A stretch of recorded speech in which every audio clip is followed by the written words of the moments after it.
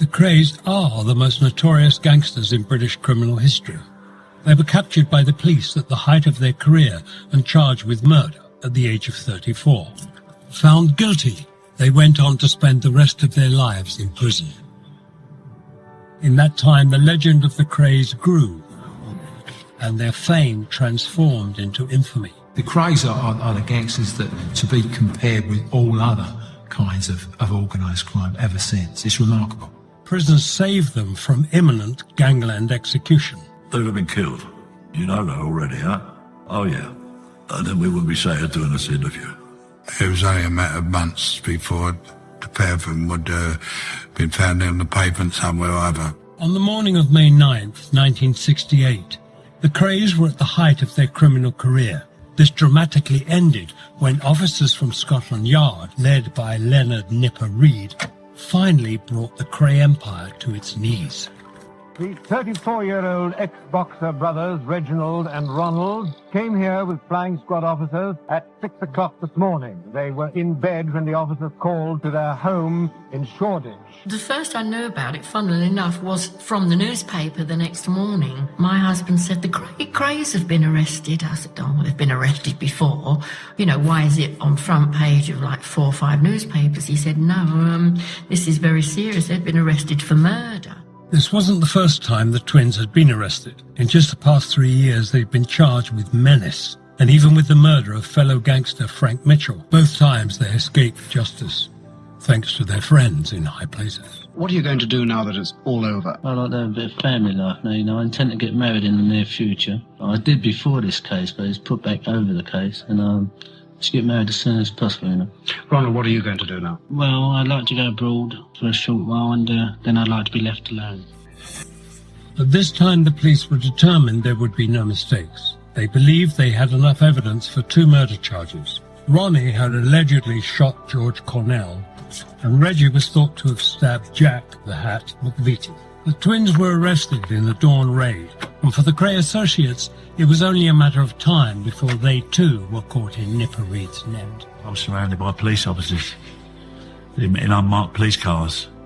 Must have been about 15 of them. They appeared out of nowhere and swooped on me, and guns and stuff like pointing at you and your head and all that, and arrested me and took me to Tintagel House. Nipper Reid was sitting behind a big desk. But behind Nipper Reid on a board was all the photographs of the firm, everybody, and associates. And he was very polite, very amicable. And he said, look, I know you weren't involved. He said, but tell us about it. Nipper Reid's aim was to turn each firm member to give evidence against the twins.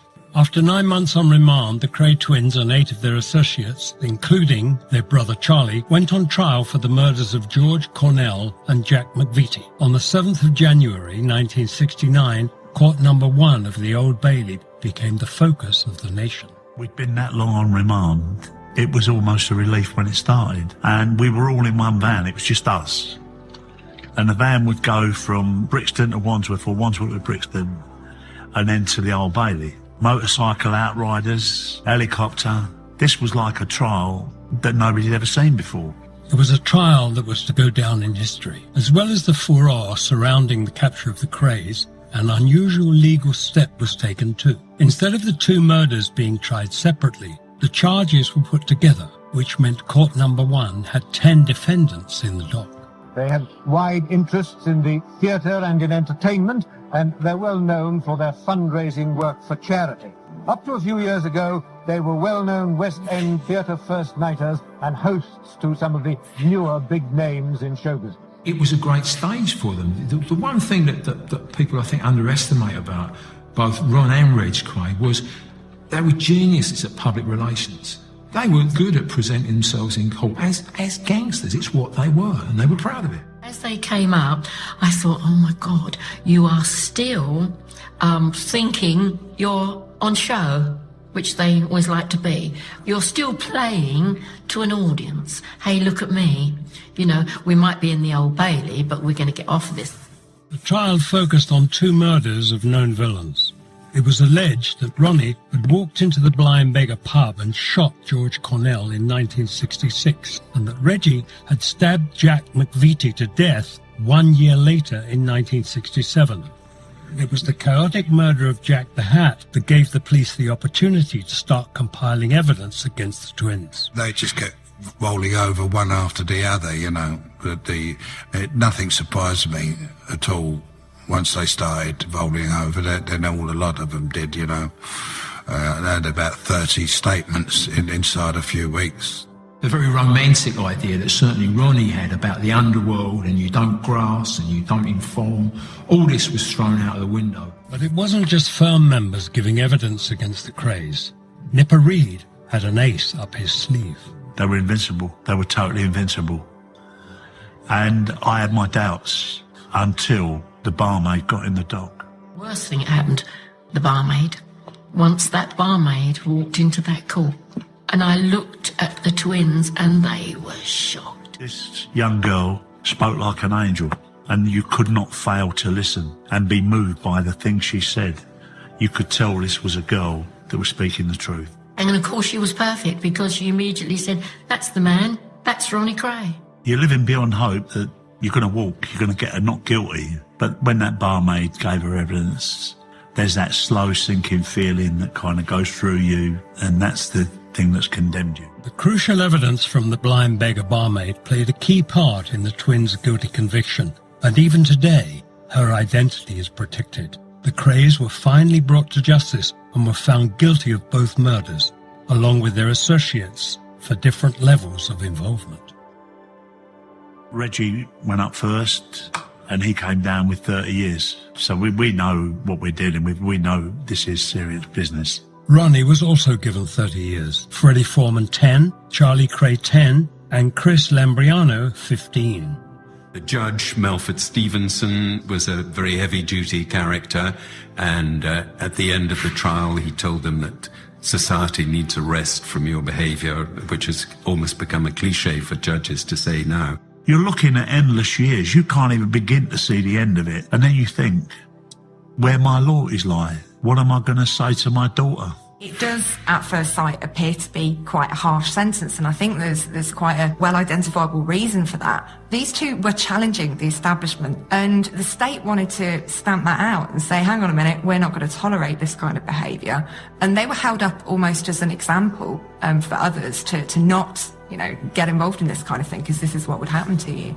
The Kray firm would serve a total of over 110 years behind bars. The twins had been sentenced to life in prison, and in their case, life meant life.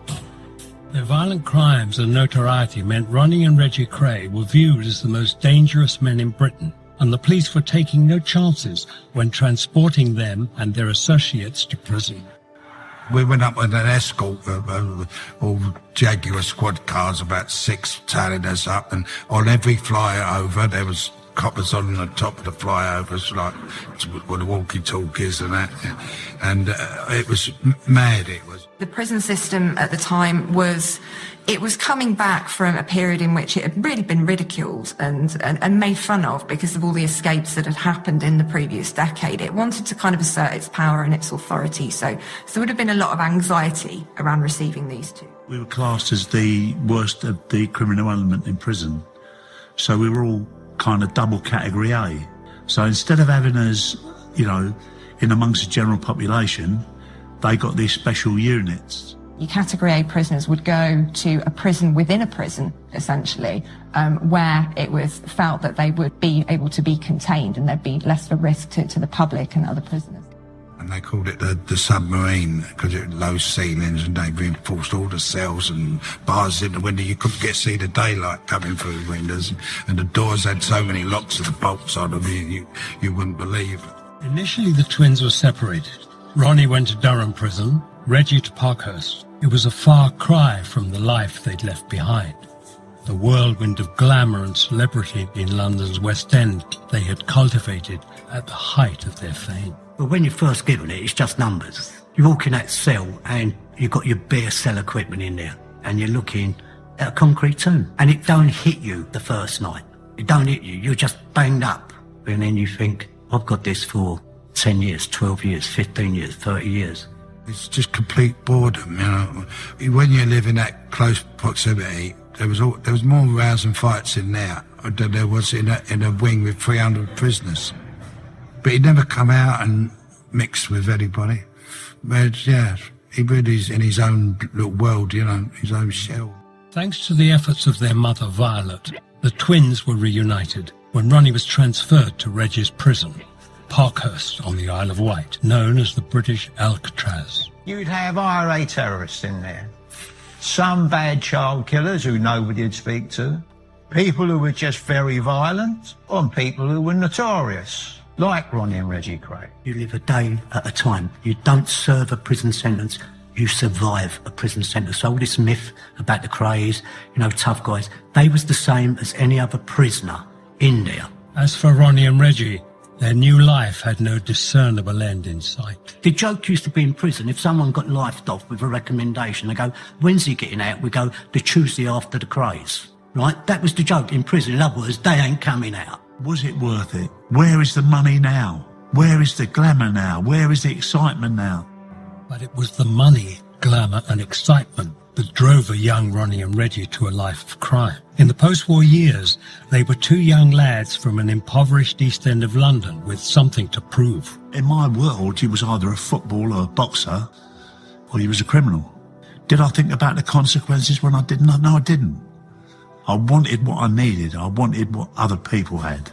And if crime was the way I got it, then so be it.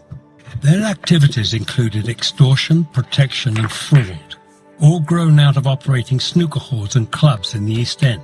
The twins' violent reputation was soon noticed. They were talent-spotted by West End gang leaders as natural successors to a more glamorous lifestyle. It came just after the people who were running organised crime in central London, Billy Hill and Jack Spott, and they were the next generation, and I think both Hill and Spott saw them as the young pretenders coming along. Despite fighting in unison, once behind bars, Ronnie and Reggie found it hard to coexist. They bickered and argued all the time, you know, plus, because it was the twins, there was always a few people who were a little bit lively that fancied themselves, and they were doing a lot of damage, right?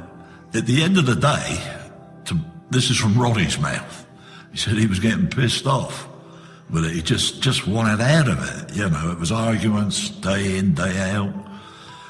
And it was his old friend Frank Fraser who said to him, Broadmoor's fine. If you go to Broadmoor, get yourself nutted off, you can wear your own clothes. Everybody knows that Ron was a homosexual. You can have as much sex as you like there. He says, so I thought to myself, I'm going to play up, really play up. I'm going to get myself nutted off. It's commonly accepted that Ronnie was somebody who needed medication to control his moods and his temperament. And to me, that would suggest that he was mentally ill as opposed to psychopathic. So here was somebody who, without medication, would become very upset, very anxious, very frightened on occasions. When I heard that he'd gone to Broadmoor, I thought, good. I thought he'll be better. He'll have his treatment. He'll have a room to himself. He'll be allowed to do what he wants. He's allowed to wear what he wants, which would please him greatly. He's allowed to have all the visitors that he wanted. Ronnie's status switched from prisoner to patient under the Mental Health Act. In Broadmoor, you are a patient, you're not a prisoner, you're a resident, you're not an inmate. So the kind of labelling that goes on does change your self-concept a little bit, and it's quite clear that Ronnie got on better in that environment than he did in the prison system. Once the twins had been separated, one thing became abundantly clear. Their relationship was hugely complex. An affinity between them two, which was unbreakable. They kind of interwoven characters, you know, and it was something that I think brought them down eventually, you know. Reggie made his own way. Ronnie, to be quite honest, you know, apart from not being let out the door, you know, he was in like a holiday camp compared to what Reg went through. For Reggie, life in Parkhurst soon became a lot tougher without his twin. It left Reggie totally isolated, no backup. Then people started taking liberties because then they said he hasn't got Ronnie with him. So we had a lot of fights to contend with, a lot of hard years. They wrote to each other all the time, and it was really sad. Like, sometimes I'd go and see Reg, you know, because there was me, Charlie, Reg, all on the same day. I'd go and see Reg, and I'd go, you know, how's Ron? And he'd go, oh, he's all right. But you could see it was hurting, you know? And it would be like a mother being took away from a child. You took back twins here. They had a close relationship as kids, they had close relationships as adults, and all of a sudden you're torn them apart. Together they would die for each other. But they used to get into the most violent of fights with each other. But if anybody got in there to try and separate them, they'd turn and they'd kill them. You know, it's as simple as that. It looked as if the twins had been tamed by the prison system.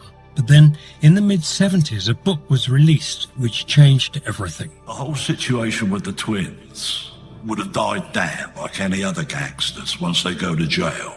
And you're away 2-3 years, people forget, you know. But then John Pearson writes a book called A Profession of Violence.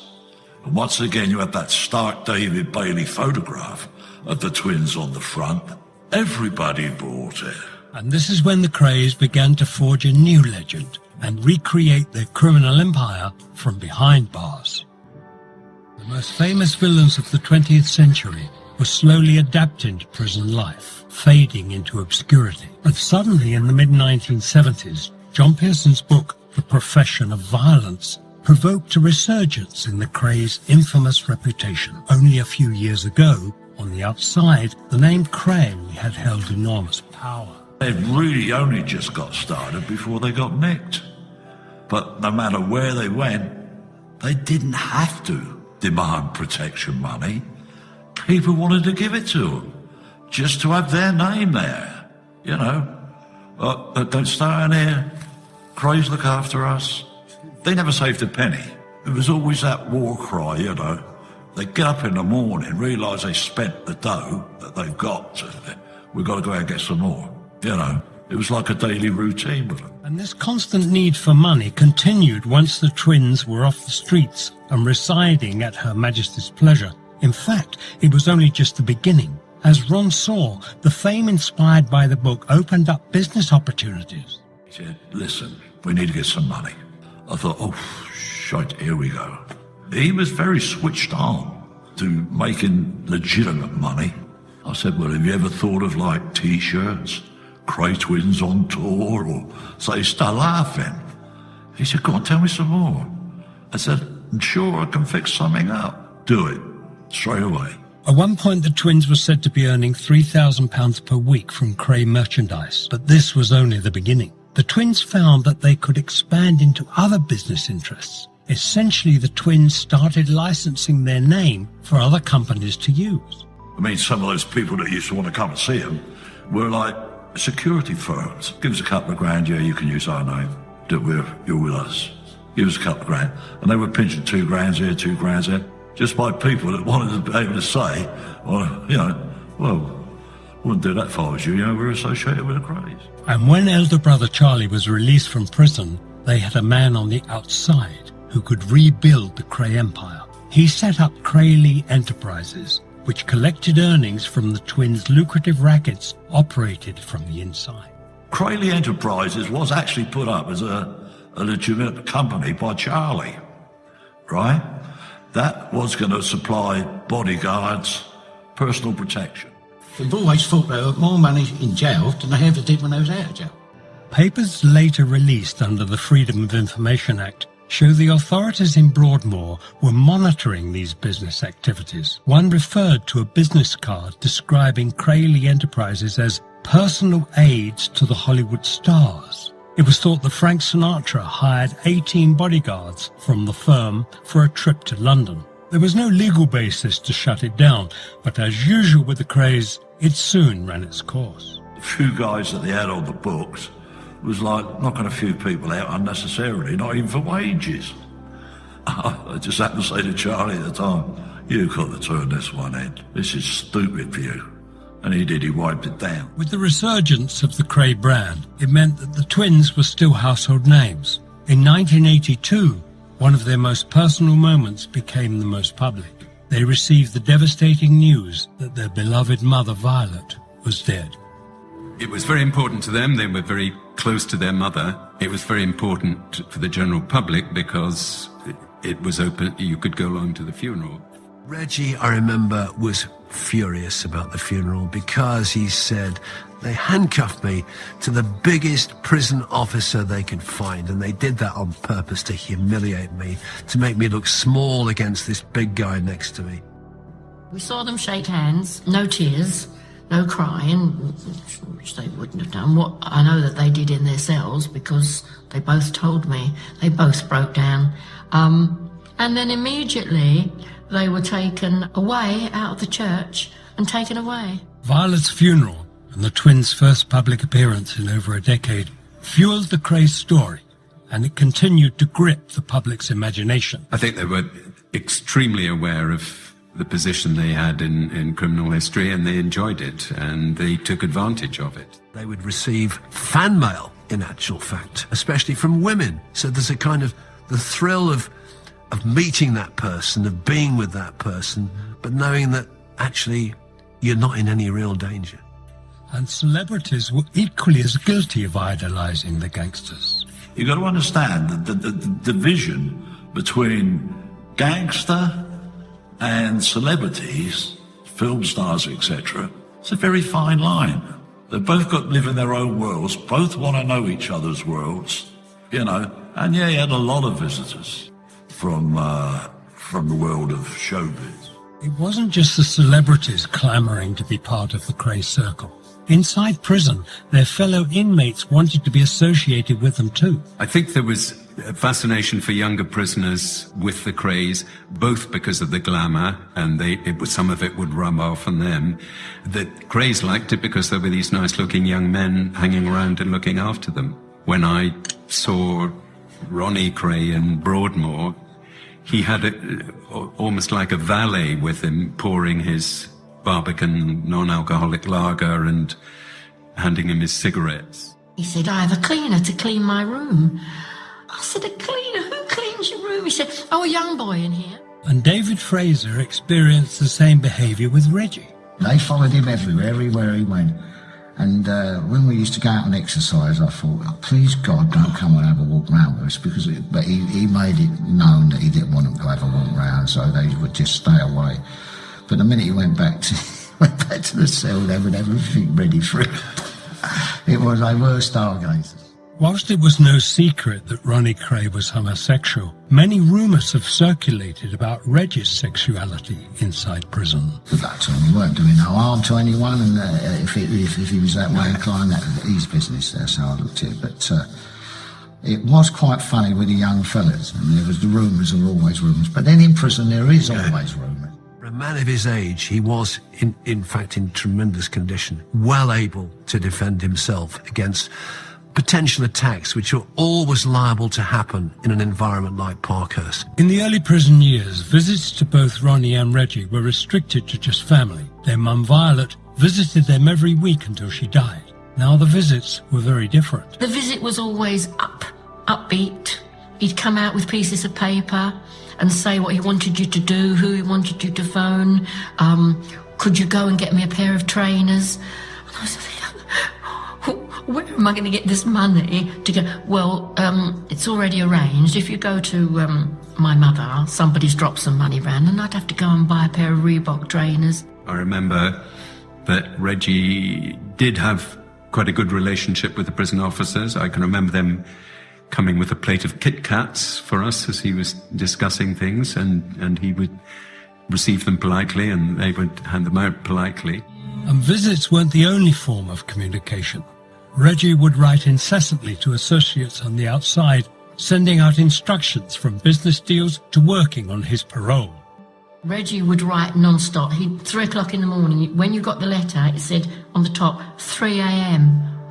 And I used to think, well, what are you up at 3 a.m. writing to me for? But that was because he had to write at least 20 letters. But scribble, you've seen their terrible writing, veering to the right, veering to the left. Some people couldn't understand it.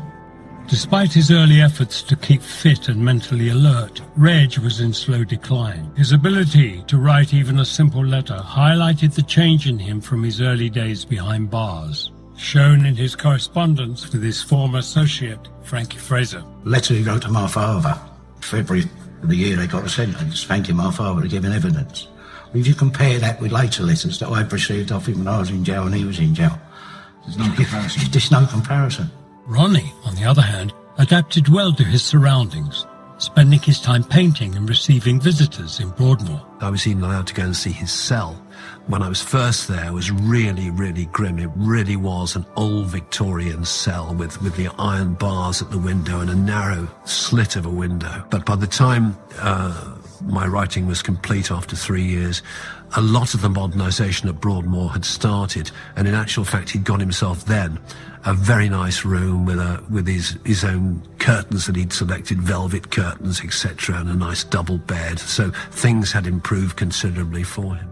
He was sat there in a beautiful cashmere suit, tie. I thought he owned the place. But even in the relatively comfortable surroundings of Broadmoor, Ronnie was still prone to violent outbursts. In 1993, he was caught trying to strangle a fellow patient, sparking a security review. Doctors at Broadmoor have been experimenting with Ronnie Kray's medication. In other words, the drugs they use to control his schizophrenia. That's put him under a lot of stress. He's certainly been very depressed for the last 2 or 3 weeks, combined also with perhaps goading from another patient. And you've got the recipe there for, if you like, a cocktail of violence. People would write to them and say, often quite genuinely, I'm sure, my son, you know, he's terribly poorly, he's dying. They would never say no. They would never check it out. They would, if someone said, I need £5,000 because I've got cancer, I need special treatment, they would say, right, pay them. Money was easy come, easy go for the twins.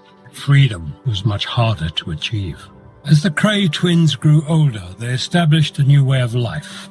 Ronnie and Reggie had their books and a film deal. The money was less and less important to them.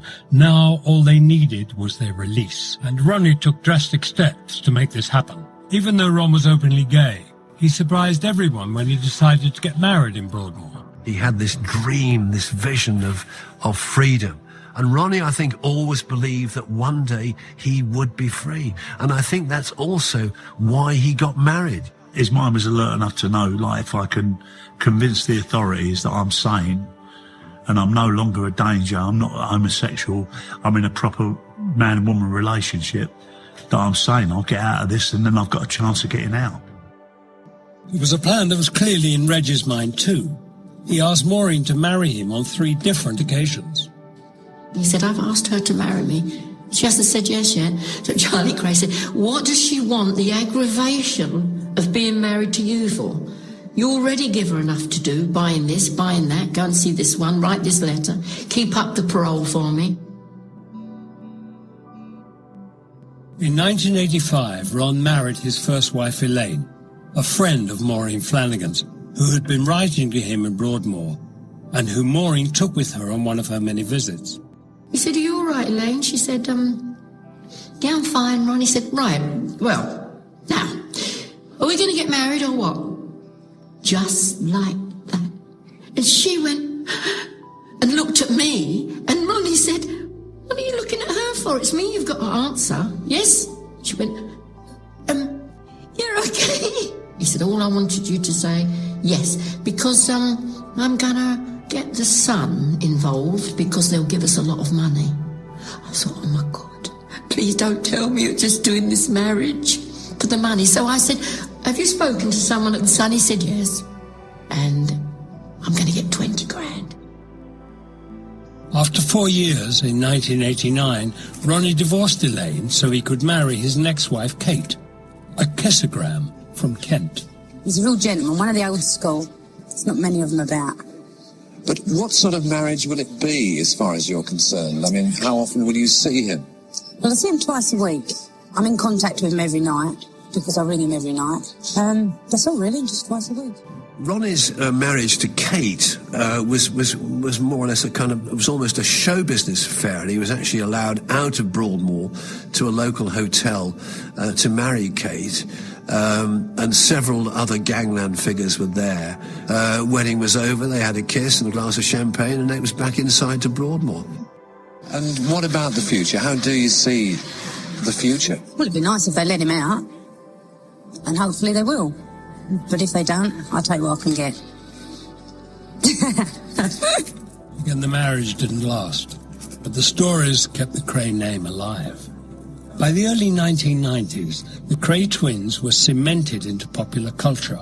The twins, although separated, continued to visit each other on average once a month. However, the strong bond between them was finally broken forever on March 17th, 1995. Ronnie died suddenly of a heart attack, leaving Reg devastated. He was in a different wing to me, Reggie, and when I heard the news that Ronnie died, he was in pieces then, and they let me go over and see him, and we were just talking and reminiscing, and, you know, and then he'd have a little cry, and then they'd let me stay there right through the day with him to keep him in company. I wrote the obituary for Ron Kray, and I was just struck by the reaction of the media that they became fans. The media became fans of the Krays. They would typically there'd be a huge picture of the twins, and there'd be stories about his death. There'd be stories about what terrible, evil people they were, and then see page 4, 5, 6 and 7 for more stories about the Krays. It sold newspapers, you know. And Reggie, ever the Krays PR man, threw himself into arranging his brother's final farewell. And when Reggie arranged all that funeral, he said, we've got 26 limos. I thought, oh my God. And he's going to be buried like a king. This is all on the phone to me. And I want you to be the person in the church that seats the people. I thought, oh God. My brother Charlie and I will ensure that he has a good, decent funeral. He's going to be buried at Chingford Cemetery, where my mother and father lay. We will be giving it to national press so they can inform the public and our friends. There was a service in East London, and they read a bit of Invictus by Henley. I think we had My Way sung. It was an enormous event, and then it went out to the cemetery. That's when Reggie arrived with the prison officers.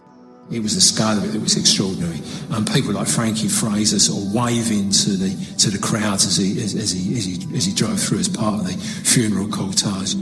We had lots of men in dark glasses and suits embracing each other. You know, back in the 60s, the idea of men embracing each other at a graveyard would have been, you know, oh my God, no. But it now was like a scene from a Godfather film. Ronnie's funeral provided an opportunity for the next generation of London's gangland to mix with the old guard. Rumours of drug taking off Ronnie's coffin lid and the subsequent violence fueled the media hype for weeks after. Well, he's a good brother, he's very loyal and he's very generous. There are lots of nice ways about him, and I will always remember him with good memories, you know. I know he's at peace, that's the main thing, he's at peace. So his friends at peace, so I'm pleased. As Reggie began to adjust to life knowing he would never be reunited with his twin, he eventually started to look to the future. Ever hopeful of being freed, a meeting with a young filmmaker named Roberta led to a life-changing event. Reggie, I think, didn't want to be alone. And they were genuinely friends, you know. Again, perhaps Reggie thought, if I'm married, if I've got this respectable background, it'll be okay, I'll be freed. And I genuinely believe this to this day. All right, Reg was having his boyfriends in there. But I genuinely believe that he did fall in love with Roberta. He rang me one day. I never heard Reg Kray cry. But he was crying on the phone. I went, what's up with you? I just couldn't believe it. He said, she's dumped me. And so I rang Roberta. I said, for God's sake, I said, I've never heard this man cry. Do me a favour, speak to him. please. And she said, OK, I will. Then from there, they got married. But the marriage wasn't to last long. During his 32 years in prison, Reggie lost his mother, father and twin brother. His elder brother Charlie died in April 2000. At the same time, Reggie became seriously ill. Reggie got stomach cancer. We kept applying for parole, which they agreed when he had about, well, they said 2 months to live. Reggie was released for his final 5 weeks. He lived in a hotel, nursed by his wife, Roberta. On the day he died, 4 men stayed with him, each one a criminal legend. He actually died in my arms. He couldn't speak or talk, and he was semi-conscious, but he was struggling with the breathing and that. And I said, I had my arm around his back, and I said, don't fight it, Reg. I said, let it go, you know. So I see another time, another place. I said, you know, and I'll come up a bit emotional because I'm a bit emotional person. And I took my arm away. I said, he's gone. I said, he's gone, you know. And Joe Powell and Johnny Nash stayed, and I said, he's gone. Because I couldn't hear any breathing or he wasn't making any noise at all, you know. And then all of a sudden he went, that's how he went. And everyone jumped. I jumped. They all jumped in the air like that. And he made that, that's what he did. He made that to the last air expelling from his body, you know, coming out of his body. And made that noise just as well as I did then. And it does make you jump, doesn't it? And once again the East End came to a standstill as it said farewell to another notorious son. The funeral procession was to wind through the streets where the Kray twins grew up, in which they later ruled. Since Reggie's death, the Kray twins have remained a popular symbol of a moment in time, the swinging 60s, when anything was possible. Krays should be remembered as a strange phenomenon of British culture. I remember them all with affection. I wish I'd never met them. They become Robin Hoods. But my father has become like a Robin Hood syndrome. There'll be a million stories, a million lies and a million stories. By going to prison, Ronnie and Reggie cemented their place as legends of the underworld. As they aged safely behind bars, so their brand grew, achieving a notoriety which perhaps could never have been reached on the outside. But they and their victims paid a price for that fame. I believe in the end that prison did break them both. It broke their health. And in the end, I think, certainly in the case of Ronnie, it broke their spirit as well. I think if there is a legacy, it's don't be an unsuccessful criminal. Because whatever else they were very unsuccessful criminals. Crime don't pay. Charlie Kray died in prison. Reggie Kray died in prison. Ronnie Kray died in prison. For whatever they achieved in life was such a small amount to what they might have achieved.